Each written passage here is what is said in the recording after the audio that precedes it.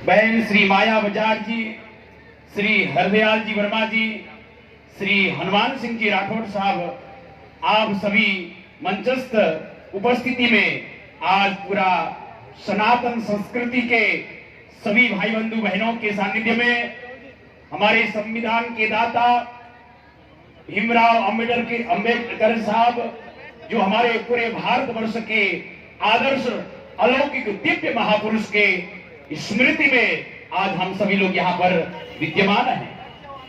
देखिए, जो कार्य आज सीकर के इस पावन धरती से, इस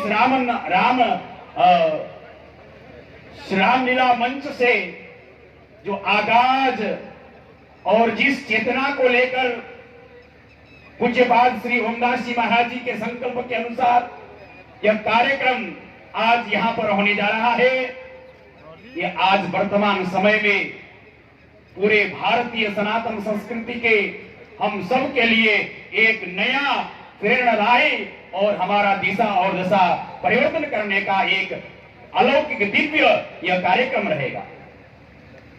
देखिए, आज इस कार्यक्रम का नाम दिया है पूज्यपाद ने, और सर्व समाज जन चेतना समारोह। ध्यान रखिएगा मेरे प्यारे भाइयों, जब जब समाज में लोगों ने भ्रांतियां फैलाई, जब जब समाज में कुरीतियों का बढ़ावा दिया गया, जब जब समाज में भेदभाव, छूत अछूत, ऊंच नीच, गरीबी अमीरी का बोलबाला होने लगा, तब तब ऐसे महापुरुषों ने अपने हाथ में कमान लेकर समाज को सुधारने का और एक नया दिशा और दशा निर्देश देने का कार्य किया है।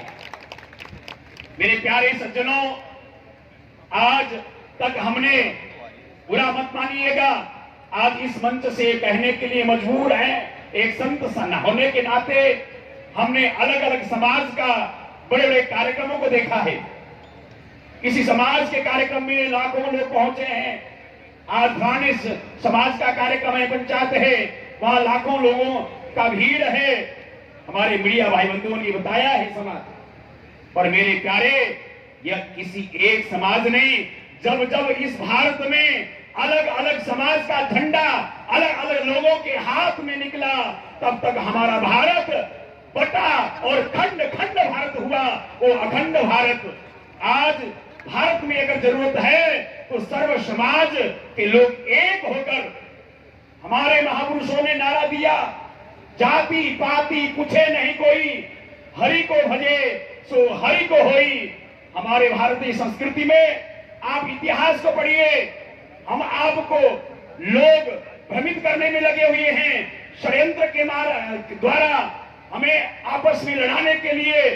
आज जिस छुआछूत के बारे में हम लोग हमें आपस में लड़ा रहे हैं, हमारे सनातन संस्कृति के पुराणों में देखिए, जिन पूरे मर्यादा पुरुषोत्तम भगवान श्री राम को पूरा विश्व मानता है, उनकी जननी मां जानकी पूज्यपाद श्री वाल्मीकि ऋषि के यहाँ अपना आश्रय लेकर अपने बालकों का पालन पोषण करती है।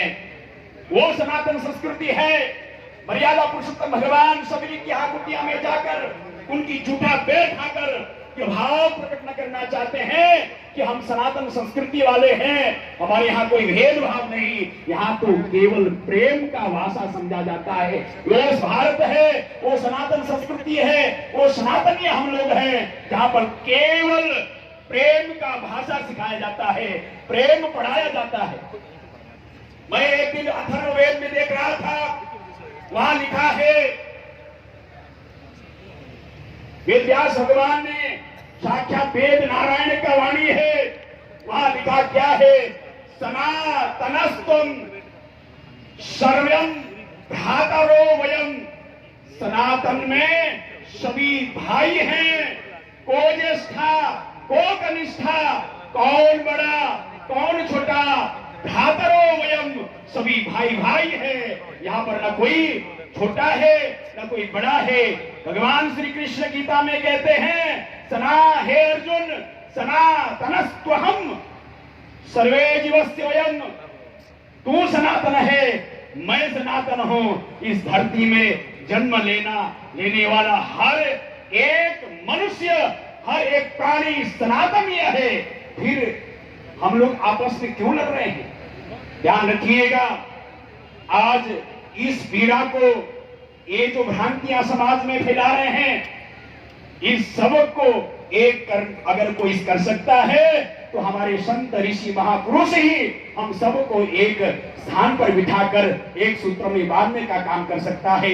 नहीं तो आज इस कार्यक्रम को लेकर सीकर के इस रामलीला मैदान में जो कार्यक्रम अलौकिक हो रहा है, कई लोग घबरा रहे हैं, कई लोगों को टेंशन हो रहा है कि बाबा क्या कर रहे हैं, कहीं राजनीतिक एजेंडा तो नहीं है, कोई क्या कह रहा है। मेरे प्यारे, ध्यान रखना, संत राजनीति नहीं, संत तो धर्म नीति समाज में देते हैं। संतों ने हमेशा, मेरे प्यारे, जब महाराणा प्रताप ने अकबर से युद्ध किया तो अकेला किया।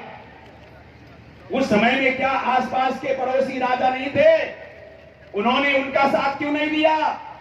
महाराज शिवाजी, छत्रपति शिवाजी ने जब औरंगजेब से युद्ध किया तो अकेला किया।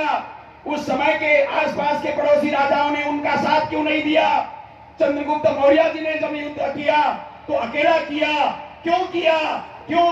क्योंकि उनको अकेले इसलिए लड़ना पड़ा क्योंकि और लोग आपस में अपने असमंजसता के कारण, हमारी कमियों के कारण हम उनका साथ नहीं दिए और उनको अकेला ही देश की रक्षा के लिए अपने आप को कुर्बान होना पड़ा। जब जब ये समाज में किसी क्रांति का, समाज हित में, राष्ट्र हित में कोई क्रांतिकारी आगे बढ़ा है तो समाज में वो अकेला आगे खड़ा हुआ और उसके साथ में जैसे जैसे वो आगे बढ़ता गया और कारवां भी उसके साथ में जुड़ता गया और वो एक दिन विशाल हो गया और वो अपने लक्ष्य को पहुंचा है। आज पूज्य श्री महाराज जी ने इस प्रकार से सभी समाज के लोगों को, सर्वे समाज के लोगों को, हमारे शास्त्र क्या कहते हैं, हमारे वेद क्या कहते हैं, सर्वे भवन्तु सुखिनः सर्वे सन्तु निरामयाः। अरे नहीं तो हमारे वेदों के मंत्र कहते एक समाज के लोग सुखी रहे, एक समाज के लोग ही संपन्नशाली रहे। जब वेदों के मंत्र, भगवान के वाक्य कह रहे हैं सर्वे भवन्तु सुखिनः सर्वे सन्तु निरामयाः, तो फिर हम आपस में क्यों लड़ रहे हैं? आज समाज में शिक्षा की कमी है और इस शेखावाटी के क्षेत्र में हमारे आदर्श महापुरुष संत बाबा खीमादास जी महाराज ने बस इसी को की पूर्ति के लिए एक कॉलेज बना